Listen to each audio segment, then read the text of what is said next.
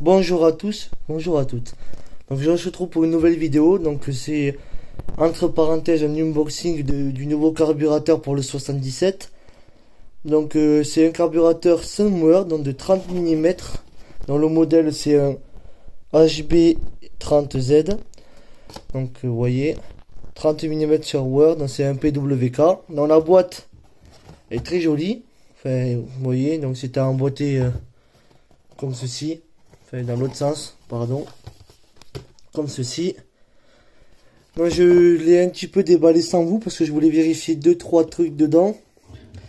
J'ai changé déjà un ou deux gicleurs, je vais vous expliquer pourquoi j'ai fait ça. Donc déjà du point de vue extérieur, le carbu est quand même assez imposant. Bon ça va, ça reste correct franchement, pour un carbu de 30 on aurait pu s'attendre à plus gros mais ça va. Donc le petit Sunwear, donc il ressort un petit peu en relief comme ceci, donc ça a été gravé ça dans le moule directement. 30 mm donc la vis. Donc vous voyez que normalement il y a un power jet qui part de là à là, donc moi je l'ai enlevé. Pour la simple bonne raison que je mets jamais les power jets sur un carbu PWK.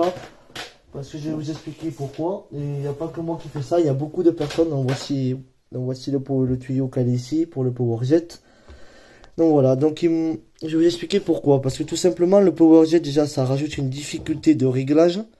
Donc, si vous n'êtes pas forcément fort en réglage, ça complique la vie.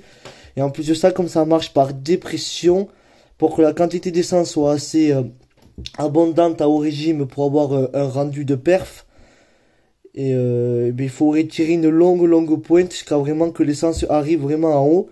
Donc sur nos petits engins qu'on a, ça sert strictement à rien du tout. Et en plus de ça, la quantité d'essence n'est pas toujours la même vu que ça marche par dépression, d'après ce que j'ai compris. Donc voilà, c'est un peu tout ce que j'avais à dire. Donc du point de vue extérieur, on a donc la vis de ralenti qui est ici. Donc la vis de richesse, donc vu qu'elle est à l'arrière du carbu, ça va être pour améliorer la qualité du mélange. C'est-à-dire que si elle aurait été devant, ça aurait été pour améliorer la quantité d'air qui rentre dans le mélange. Alors que là, c'est pour améliorer la qualité du mélange, une vis qualitative. Pardon, excusez-moi. Donc, on retrouve le starter manuel ici. À l'intérieur, vous voyez, on a le conduit avec le boisseau. Voilà, avec la référence marquée dessus. La finition est très correcte. Alors, vous pouvez enlever tous les trucs rouges qu'il y a dessus normalement, parce qu'il y en a un ici, normalement, un là et un ici. Donc, moi, je les ai enlevés. J'ai juste laissé celui-là. Là, c'est l'arrivée d'essence. Donc voilà. Ils m'ont donné avec les durites. Donc je pense que c'est pour ceux qui veulent faire un truc, faire un bac de récupération avec une bouteille ou voilà, pour le surplus d'essence, etc. Vous avez compris. Vous rajoutez les durites là, là et là-bas. Vous en avez 3 et normalement c'est correct si vous voyez ce que je voulais, si vous avez compris. Donc après, ils m'ont donné aussi un petit autocollant Sunwear, franchement, qui est pas dégueulasse, il est assez beau. Je vais le garder dans ma collection d'autocollants. Après, moi j'ai tous mes gicleurs pour régler, donc ça je les ai achetés par contre à part. Donc j'ai les gicleurs principaux, gicleurs de ralenti et d'autres gicleurs principaux. Donc j'ai encore une boîte à l'établi, donc j'ai toutes les tailles pour vraiment régler le carburateur. Après, ils m'ont donné une petite fiche de réglage. Donc, je vous expliquerai après pour ceux qui ne comprennent pas les fiches de réglage ou que vous comprenez tout simplement pas l'anglais, ça arrive. Je vous expliquerai à quoi correspondent toutes les cases du tableau, etc. Donc là, par contre, je vais démonter ceci avec les deux vis pour avoir accès à tout ce qui est dans la cuve en bas. Donc, voilà. Donc, je vais vous mettre dans le noir 2 minutes. Parce qu'à une main, c'est pas pratique. Donc, il vous faut une clé de 17 pour ouvrir ceci. Une clé de 6 pour enlever le gicleur principal. Et un petit tournevis comme ceci pour enlever le gicleur de ralenti. Et un tournevis cruciforme tout simplement pour dévisser les deux vis. Donc on se retrouve dans 2 minutes, le temps que je démonte tout ça. A de suite.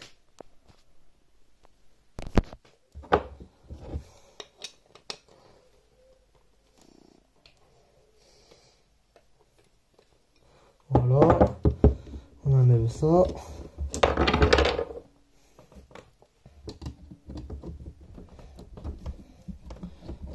Hop. Vous m'excuserez, mais c'est pas pratique de filmer tout seul. Et en même temps de dévisser les objets. Là.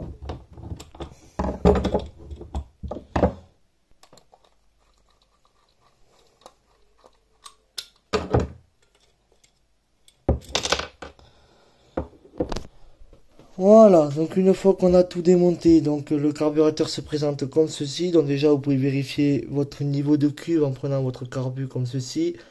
Vous voyez que c'est parallèle, les flotteurs sont parallèles, donc à mon avis le niveau de cuve est bon. En haut, qu'est-ce qu'on a? Le J-cœur principal et à côté le J-cœur de ralenti. Donc voilà, donc d'origine livré avec le carburateur, c'est un J-cœur de ralenti de 55 et un J-cœur principal de 140. Donc moi, je vais pas les démonter, mais moi j'ai monté un J-cœur de 38 en ralenti et de 138 en principal. Donc je vais vous expliquer maintenant pourquoi j'ai fait ça. Donc voilà, donc on laisse de côté la cuve, le joint. Vous voyez, donc moi peut-être que je mettrai un petit peu de graisse lors du montage pour le joint. Voilà, je ferai peut-être la vidéo sur le réglage carbu si vous me la demandez. Quand je l'aurai monté sur la moto. Donc voilà, donc maintenant on a cette petite fiche de réglage qui nous a été donnée donc par Sunward, qui nous explique le fonctionnement du carburateur et les différents périphériques à l'intérieur du carburateur. Donc déjà pour commencer en haut. Donc déjà on nous dit en bas que plus il y a de plus, donc plus il y a d'influence, ce qui est logique. Donc du plus vers le moins. Et en bas carrément pas d'impact.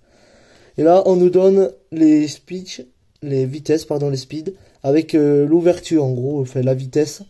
Donc quand on nous dit de 0 vers 30 km/h, c'est de 0 à 1 sur 8. Donc les 0 on s'en fiche, mais par contre le 1/8 il est ici. Donc on s'aperçoit que là il y a donc, tout ce qui est le boisseau qui joue, le J-cœur de ralenti, le principal il ne joue pas, il est pas présent. Le pilote R, donc le pilote R je l'ai marqué ici, c'est le J-cœur de ralenti qui joue pas mal aussi. Donc voilà, et ça c'est le clip de position de l'aiguille, donc vous voyez il joue un petit peu mais pas beaucoup. Et celui-là en bas j'arrive pas trop à savoir ce que c'est, donc voilà, on s'en fiche un peu. Si je trouve, je vous mettrai une petite annotation en bas de la vidéo pour vous expliquer.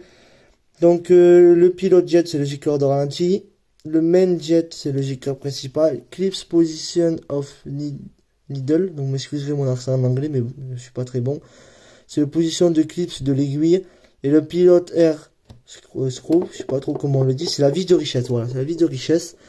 Dans la vis de richesse on nous dit qu'elle nous influe quand même pas mal.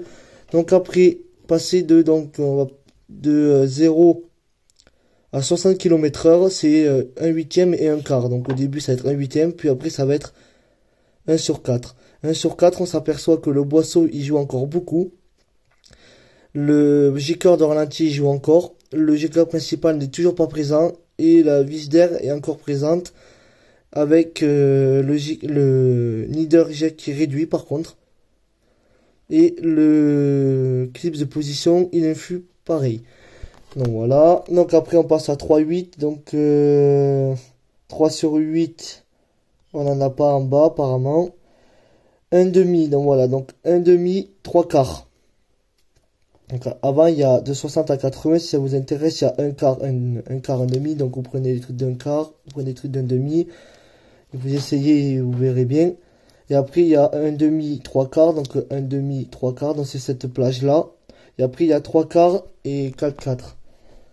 Vous voyez, et là on s'aperçoit que le J-cœur principal il est beaucoup plus influent que tout le reste. Donc le boisseau ne joue plus, le ralenti ne joue plus à partir, enfin à plus de 95 km/h, donc ça va être plutôt vers le haut voire très haut régime selon les moteurs. Moi je dirais plutôt du haut sur le mien, à 95, ça va être dans les 9000 tours à peu près, 8-9000. Donc voilà, et après ben, on s'aperçoit que le reste a fortement diminué. Donc avec cette petite plage de réglage, on peut s'amuser à pas mal régler son carburateur. Donc à tester évidemment soit sur bande d'essai si vous avez, soit sur route, c'est tout à fait possible. Et donc en bas on nous donne un graphique, enfin c'est pas vraiment un graphique mais c'est une évolution en gros entre l'altitude, donc ça c'est en gros les pièces du carburateur mises en jeu, et le degré. Donc je vais vous expliquer, donc on va commencer par le degré. Le degré ça veut dire que votre température ambiante c'est la variation. Donc moi personnellement je suis dans le sud, donc ça va être du 16 au 30 degrés. Mais après vous voyez, vous prenez votre température en général qui est la plus basse qui fait en moyenne, et la plus haute qui fait en général. Donc, si vous habitez dans le nord, je pense que ça sera plus vers là ou vers là en France en tout cas, etc. Vous adaptez selon votre température. Une fois que vous avez choisi la cage température, donc moi du coup c'est la dernière cage ici, on regarde son altitude. Donc moi je suis à peu près à 500 mètres d'altitude, mais vu que je roule pas tout le temps autour de chez moi, que je descends beaucoup dans les autres villes, donc si on fait la moyenne à peu près, je me retrouve dans les 400-300 en tout. Donc ça va être la dernière cage ici. Donc moi c'est en gros je serai à 500 le plus haut, mais quand je vais aller rouler ça sera plus vers 300 là où j'habite. Donc on prend la dernière cage, on croise et on arrive ici. Donc ici vous voyez il y a marqué 1, 2, N68K, 38 et 138. Donc là on a un exemple de réglage par exemple. Donc on a le pilote Aircrew, donc c'est la vis de richesse. Donc apparemment il faut un tour, d'après ce que j'ai compris. C'est un tour. Le clip sera en deuxième position, donc c'est en partant du haut parce qu'on compte vers le haut, du haut vers le bas. Donc c'est 1, 2, 3, 4. Voilà, ça c'est pour ceux qui se demandent, c'est la référence de l'aiguille. Donc si vous avez une autre aiguille, les réglages vont changer. Mais avec cette aiguille, donc qui est livrée avec ce carburateur là, on a ces réglages. Un J-code ralenti de 38 et un J-code principal de 138. Alors vous allez me dire qu'on peut pas savoir le réglage carbu à l'avance, je suis d'accord avec vous. Mais par contre c'est quand même donné avec le constructeur, donc en fonction de l'altitude et de la température, donc ça va être quand même à peu près dans ces eaux là. Donc je testerai et je vous dirai, parce que pour moi le J-code de 55 de ralenti pour mon 77 Style 6 ça va être beaucoup trop gros, sachant que sur mon 26 d'Alorto, donc VHT Red Edition, j'étais en J-code 40 de ralenti. Donc là je suis quand même passé sur un 30, ça en fait 4 points de plus. Donc je pense pas qu'un 55 serait utile. Après je vais tester, si jamais c'est trop petit j'augmenterai et on verra bien. Donc moi je me fie au réglage qui me donne le constructeur et on verra ce que ça donne. Donc après, après c'est à peu près tout ce qu'il y a à comprendre sur cette fiche. Donc elle est quand même assez pratique. Vous voyez que si votre température baisse, vous allez augmenter votre J-code ainsi que le clip de l'aiguille, ainsi que le tour aussi qui va changer. Donc elle est quand même pas mal. C'est la première fois que je vois avec un constructeur de carburateur qui donne carrément la fiche de réglage. Donc s'ils le disent, c'est que ça doit quand même à peu près dans ces eaux-là. Hein. Entre 16 à 30 degrés, c'est la température qui fait à peu près chez moi. Surtout que là on va vers l'été, donc ça va plus être vers du 25-30. Donc je pense que ça va être bon. L'altitude elle ne bouge pas, c'est normal. Donc je pense que c'est ces réglages-là qu'il faut. On verra bien, on testera et puis dans tous les cas ça prend, on démontera et je vous ferai la vidéo sur les réglages carbu, il n'y a pas de souci. Donc après, comme je vous ai dit, j'ai tous les gicleurs pour le régler. Donc voilà, et c'est tout ce que j'avais à vous présenter. Donc il n'y a rien d'autre de particulier à dire sur ce carburateur, mis à part que l'intérieur, j'ai vu du boisseau quand on le tire avec le doigt, il est graissé. Donc ça c'est un bon point quand même. Le fait qu'il soit graissé, ça veut dire quand même qu'ils ont, avant de le vendre, ils ont quand même vérifié leur produit pour le graisser avant de l'envoyer, ce qui est quand même pas trop mal pour une carbu à 109 € à peu près. 109 €, ça dépend où vous le commandez. Et donc voilà, j'ai rien à dire d'autre. La finition est très bien. Franchement, elle est très correcte, même pour dire nickel. Après, j'ai vu que c'est les carburateurs qui se montent le plus en run. Donc pour la performance justement. Donc je vous tiendrai au courant de l'avancée du réglage carbu. Je vous ferai peut-être même la vidéo du réglage carbu quand je la ferai. Et puis voilà, donc j'espère que ce petit unboxing vous aura plu, que vous aurez mieux compris la fiche de réglage du carburateur. Donc si vous la voulez, vous me la demandez en privé, je vous l'enverrai par photo sur ma page Facebook ou par privé sur Facebook, on se débrouillera. Hein. Donc voilà, donc c'est à peu près tout ce que j'avais à vous dire. En attendant, je vous remercie d'avoir suivi la vidéo, je vous remercie d'avoir été actif ces derniers jours sur les dernières vidéos. Donc je remercie tous les nouveaux abonnés qui arrivent sur la chaîne. Donc la chaîne n'est pas très développée encore, mais moi je suis à mon rythme et je trouve que c'est déjà très bien que je sois à plus de 600 abonnés, donc 665 il me semble. Donc voilà, je remercie chacun des abonnés qui me suit. J'espère que cette chaîne va continuer à se développer. Moi je fais ça par passion. Donc je connais pas tout sur la mécanique, loin de là. Je connais une petite partie, notamment sur le remontage des pièces. Le réglage carbu commence à être pas trop mal. Donc voilà, donc je vais continuer à étudier la mécanique chez moi avec les livres, les suivants des vidéos, essayer moi-même les trucs et voilà, on progresse petit à petit. Donc j'espère quand même que cette vidéo vous aura aidé, vous aura plu. Donc je vous laisse et on se retrouve pour une prochaine vidéo.